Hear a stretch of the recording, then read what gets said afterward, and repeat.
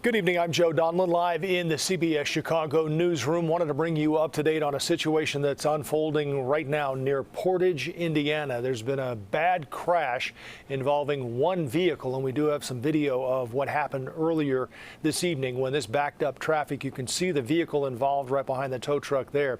It's suffered a lot of damage. We do know that the vehicle at some point, and I'll elaborate on that in just a minute, but at some point left the bridge and went over the bridge, trapping the driver inside. That driver was rescued late this afternoon and then was taken by helicopter to the hospital. It's unclear at this point what that driver's condition is, but the reason we're coming on the air here now on the CBS Chicago stream is to tell you that Indiana State Police are planning a news conference in about 1 minute from right now, and perhaps a little bit earlier. But the other note of interest here is the possibility that police are saying this accident might not have happened today, which means there is the possibility that this happened a day or two ago and that this driver has been trapped in that vehicle for at least a day or perhaps even more. It looks like they are stepping up to the microphone now. Sergeant Let's listen. Glenn Fifiield, Glenfifield, Public Information Officer for the Lowell Post. Everybody's all set? Okay, at 3:45 this afternoon, the Porter County Dispatch Center in Porter County received a report of a crash that occurred on I-94 at the 19-mile marker. This is 1 mile east of the Portage exit. So what I can tell you right now is this is all preliminary, but right now two local fishermen were walking Salt Creek, scouting Salt Creek for potential fishing holes when they saw a vehicle partially in the creek and underneath the I-94 bridge that goes over Salt Creek. Out of curiosity, they decided to look into the vehicle and they saw it was occupied by one male occupant. One of the Good Samaritans touched this occupant, thinking that this person was deceased, and they were not. The occupant turned their head and began speaking to our Good Samaritan. He relayed that he had crashed a couple of days ago, potentially last week, but he could not reach his cell phone to call for help. The individual is a male. He's in his late 20s. He was entrapped inside the vehicle.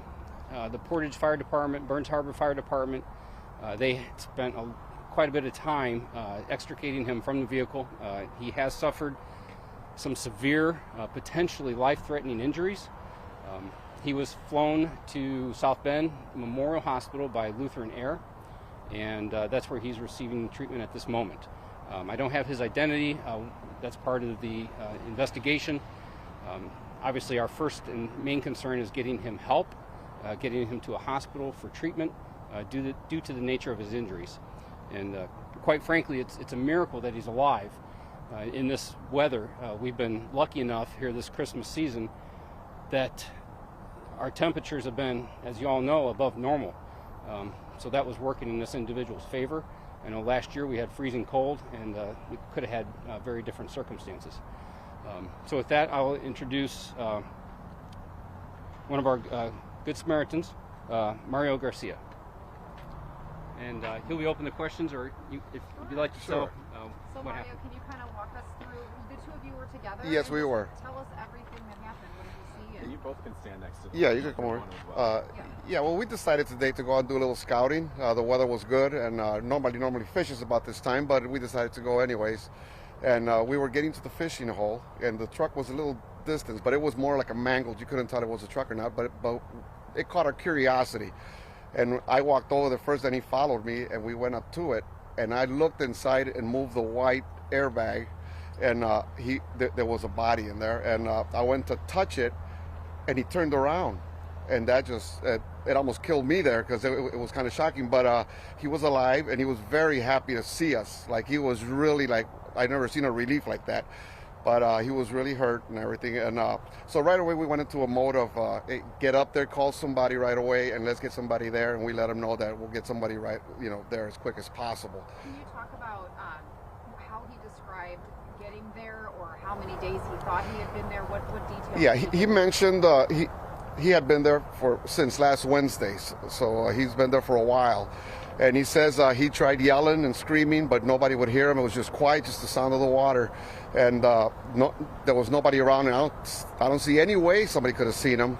It was just a very fortunate that we've seen through the cracks of the woods the shiny of the wreck, and curiosity that took us over there, because then it could have been a different outcome if we either didn't go out or didn't see him. But I'm just glad we did. Mario, what did you do when you reached inside, moved that airbag, and that person moved?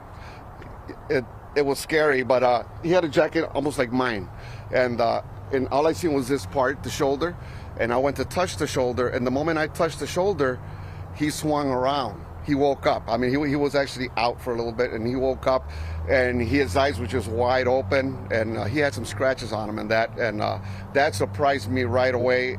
But Terrifying. it was. That scared me pretty much, because I thought we got somebody that lost his life here. Describe this individual. What did he say Yeah. to you? He said to me that he's been there for a long time, that he had almost lost all hope because nobody was there, and one more day and something could have been very different here. But he was a young guy, you know, and it looked like he was really fighting to be there, to stay around. He didn't want to go. So he made a big effort, and I hope he makes it well. You know, I hope the best for him. But yeah, both me and Nevi were there, and he went up right away up to the highway and made a phone call. It's almost impossible when you see how he got there. How do you do that? But that's where he ended up, and it was a sight to see. It was something else. Stay alive. He didn't mention anything on survival. There was no way he could move, so he had to survive just on just his youth. You know, he's in his late 20s. I mean, his youth has a lot to do with it, and God's help there, because I don't see no other way. His phone fell to the side. He couldn't reach it, and he was pinned very, very tight. Like, they had a very hard time to get him out. Nivardo, walk us through what your experience was like with all of this. So you go down there, you guys are fishing, you notice the mangled truck there. Take us through what happened. I couldn't describe it. I mean, I looked down, I seen the truck. It didn't look like a truck. I just followed Mario's guide. He said, get on the phone. I seen the person inside, the occupant, and my first instinct was call, for help. So When you found out that he was alive, and you heard your father reacting to seeing that this man was alive, what was your reaction? well, I was more concerned for him because, like I said, he kind of, the shock of seeing that kind of got him as well. But I mean, it's just, well, we're glad we got him the help he needed. You guys called 911. Did you flag people down? What happened? We didn't flag nobody down. We just called, 911 and just sat by his side till we got the help. How thankful are both of you that you were able to be there and potentially save this man's? It was, I mean, like I said, it wasn't planned. We were just out there scouting, and we came up again, to this situation, and that was pretty much it. Called for help. Do you go fishing? Yeah, I was just gonna say the same thing. How often do you guys? Well, me and him are very close, so we're always together, just finding new spots to go fishing and pass time. We know them all pretty much, so we go far and near, and near. But it's something you got to live with, because now you got to figure the fact that now if you didn't go, he wasn't going to make it. You got to live with that. So I'm just glad we went, so we don't have to worry about that. It's something you don't know about. It just happens. Do you know that area well? We've known about it. It was just, for me, it was the first time going there. So, it was just, we were put there for a reason. When you got up to the truck, what was his body position like? It sounds, like he was really pinned behind the wheel. To put it this way, he was just like a driving position. He was sitting up. He was obviously pinned, and he was. And in the time that it took for rescuers to get there, That was pretty quick. They were very quick and very professional. you guys must have stayed by his side this entire time. Oh yes. Yeah. Yes. So what did you say to him? What did he say to you? He just he asked us for our names, and he once they got him out, or before they got him out, he was Oh, he grateful. thanked us. He thanked us for get him, helping him out. Yeah, he thanked us over and over. He was very happy. I mean, I don't know what to call it. I'll be honest with you. Is it a miracle? I don't know. But I'm just glad that we were able to find him in time, because he was at the last bit of it. Yeah, one more day and he probably wasn't going to make it. And you could tell that. Oh, yeah. And then with, he probably had to go through rain and drizzle and everything. Whatever portion of the bridge helped him out a little bit. But with the weather, like the gentleman mentioned, the weather helped him out quite a bit. Yeah. Can you explain, because I think people are going to be wondering, since this has been since Wednesday, were there any reports of a missing person and where you think he's from? Mm-hmm. That's a great question. Right now, I'm not aware of any missing persons reports. We've done some checks obviously on his license plate and things of that nature, and it did not come back as such. I think this really, and also where he's from the South Bend area. But again, I don't want to go into too much detail because his family has not been notified to my knowledge. That could have changed since this all began. But it really reinforces the fact of when you're traveling, that people know where you're going, let people know, and let them know your route of travel, and be prepared with emergency essentials in your vehicle. This, like he said, he doesn't know how to describe this. This is a miracle that this gentleman is alive today, and that these two gentlemen just happen to be on that creek today, because like they said, it's cold tonight, and I don't believe that he would have made it through the night tonight. That's my personal opinion, but it's just incredible that these two gentlemen were where they were today. Walk us through the rescue efforts and let us know, because the crash happened at the 911 call happened at a certain time. Talk us through the process of getting this man out, shutting down traffic, all that stuff. So that was very challenging for the fire department. The entire interstate was shut down westbound because of all the fire trucks and emergency equipment, and they had a very difficult time getting down into the creek area with their equipment to basically to cut him out and remove him from the vehicle. It was very challenging for them. They were there for quite a long time. In fact, I was in South Bend when this all started, and I drove from South Bend and made it to the scene, and they had just got him out of the vehicle. So this is a very trying extrication, and the Portage Fire Department, Burns Harbor Fire Department, and if I'm leaving somebody out, I apologize, but they did a phenomenal job, and I'm very proud of them, and I'm sure their agencies and their community should be proud of them as well. Are there any indications of how this crash could have happened? Like what time? Probably at night, nobody was around? Yeah. I wish I had an answer for that. We would like to know that. Again, we didn't do a whole lot of interviewing. Our troopers on scene did not do a whole lot of interviewing of him because of the nature of his injuries. Obviously, our first priority is getting him help, get him to a hospital where he can be treated. We've got plenty of time to interview him and try finding out what happened. But right now, we don't know. Hopefully we will, but that'll be part of our investigation. How deep would you say that is? It's a couple feet deep right there. It's a couple feet deep, but it's rushing. So it's rushing water there. It's just, he was pretty close to landing in that. That could have been a different scenario, but the way the car probably bounced or because to get under there, it had to make a couple flips. And it did make it in there. Did he tell you guys, or do you know? We heard he may have had a broken leg. Like, was he saying what hurt on him or injury? We didn't know exactly what was wrong with him, but he just mentioned he couldn't feel his extremities for a while, and his hand was broken. That I could see right away. At least that's what he said it was, and it appeared to be the hand. He was a little shaky, but not way out of control. He was keeping a composure. Yeah, I think he was more happy to see us. Yeah, he was really focused on that.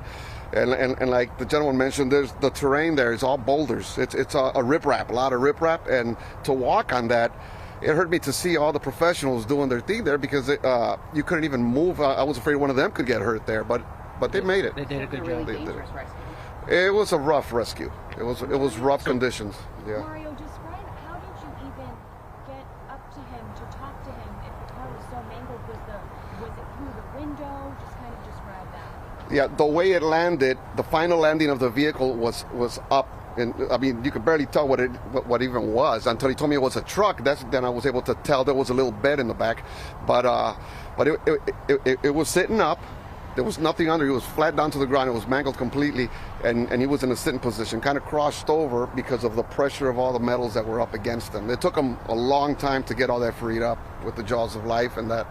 So it was rough. Do you have any other details on his injuries or whatever you were about to say? So what I was going to say earlier is when he mentions the creek and how deep it is, the creek is probably 30 foot wide. 30 foot wide and several feet deep. Right. When the vehicle left the interstate, it was traveling westbound. I don't think I failed to mention this. So the vehicle was traveling westbound. It left the interstate.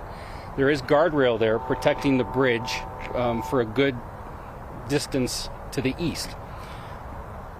His vehicle missed that guardrail, so he's driving on the grass shoulder for a good length of time before he goes airborne down into the creek, where he rolls probably several times, goes across the creek, and then the way, like as he said, the way it rolled underneath the bridge. So if you were looking, if we would have had a report, if someone would have seen this crash, which we don't have any reports of a crash happening, if somebody would have seen it, and an officer or a first responder or a fireman or a good Samaritan would have stopped and looked over that bridge, you'd have never saw it. I looked over that bridge and you can't see it. I walked down on the east side of the terrain where he was saying, and I'm looking, and I still couldn't see it. I had to go down to see that thing, where it was at. And like he told me earlier, I believe there were some other fishermen in the area who were fishing. These gentlemen were not fishing; they were looking for a spot, and they didn't see it, and they were very close to it as well. Yeah. So for them to have seen it, I can't explain it. And I know they can't. Anything else you guys want to add? No, as far as his condition, I know he's it's severe, potentially life-threatening injuries. That it's going to take some time to heal, and our thoughts are with him right now, and wishing him all the best when it comes to his recovery. Mario, anything? Just one more question. How do you feel right now? What are you going to be thinking about tonight when you go to sleep? Well, how fortunate we were to be there, to go out and walk around, because that was one of those decisions. Do we do it? I called him. Hey, I said, this is a lazy day. What do you want to do? And our wives were gone out of the house. Mine was working and his was gone. So we decided to go look at the sites, and let's go look at the fishing sites. And we just decided to go. That was our last site. That was our last site we were going to. We parked behind one of the factories. We can kind of walk in there because it takes a little walking to get to it. And it's not in the fishing hole because the bridge is down the ways, but you can see the shining of the wreck, and nobody sees. I mean, the first thing Nivi said is, "Look, there's a wrecked car over there," and that kind of caught our curiosity, and I just couldn't go without going and looking at it, just curiosity. But I'm glad I did. And that's the main thing I got to live with. That I'm glad I did, but you also got to live with the fact that if you didn't go that day, things could have been very different. So Yes. I think it's also, like you said, when we saw it, it's important to point out this was at 3:45. The sun sets at 4:30, 4:45. Yeah. So they had a half-hour window. Yeah. It's very fortunate. It would have been there right now as we speak. Yeah. Do you guys call yourselves heroes? No. We were I'm glad we were at the right place at the right time. That was the only thing. You don't even know his name. His name, he mentioned something, but I don't remember. No, I don't remember. I don't remember at the moment. Yeah. Thank you guys so much. You got it. Thank you.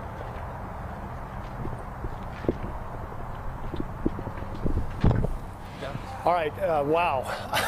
What a story is unfolding tonight in Portage, Indiana. I mean, think about this, just some of the details laid out there by Indiana State Police and the two men who found that driver who left the road at some point 6 days ago. Last Wednesday, this vehicle left I-94, tumbled down the shoulder into the creek, flipping several times underneath the bridge, to where people who knew the vehicle was there this afternoon after it had been reported still couldn't see it.